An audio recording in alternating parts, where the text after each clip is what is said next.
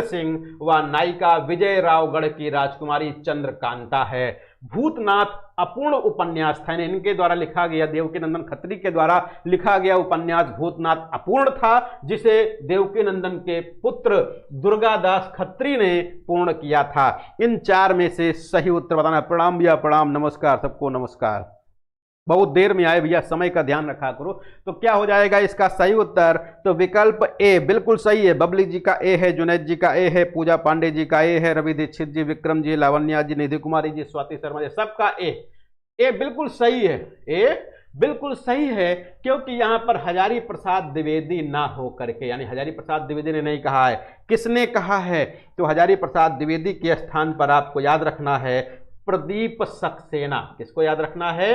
प्रदीप सक्सेना को याद रखना है। यानी प्रदीप सक्सेना ने चंद्रकांता को यथार्थवाद के प्रथम उत्थान का महाकाव्य कहा। क्या कहा?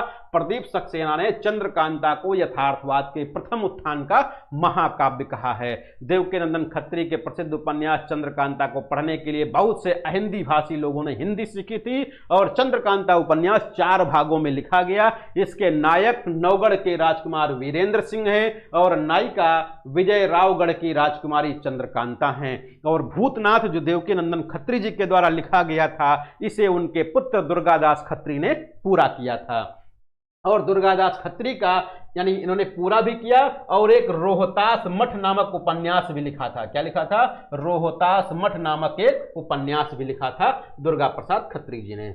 अगला प्रश्न भाई आता है आपका, निम्नलिखित में से कौन से विकल्प के सभी उपन्यास देवकीनंदन खत्री द्वारा रचित नहीं हैं, ये बताना है। भाई देवकीनंदन खत्री ने अपने जीवन काल में बहुत सीमित मात्रा में उपन्यास लिखे हैं, बहुत ज्यादा संख्या नहीं है, लेकिन जो लिखे बहुत शानदार लिखे और खूब परीक्षा में पूछे भी जाते हैं। तो पहला विकल्प है चंद्रकांता नरेंद्र मोहिनी, एक